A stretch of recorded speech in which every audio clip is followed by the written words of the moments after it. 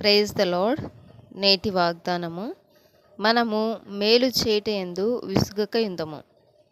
గలతీ పత్రిక 6వ అధ్యాయము 9వ వచనము. మనము అనేక సార్లు మనకు మంచి చేసిన వారికే మంచి చేయాలనుకుంటాం, అలాగే మనకు మేలు చేసిన వారికే మేలు చేయాలని ఆలోచిస్తాం.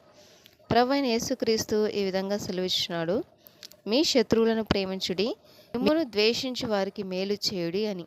మనము అలాగూ మేలు చేయటం వలన మన ఫలము గొప్పదై ఉండును, మరియు మనము సర్వోన్నతుని కుమారులమై ఉందుము. ఆయన కృతజ్ఞత లేని వారి ఎడలను దుష్టుల ఎడలను ఉపకారి అయి ఉన్నాడు.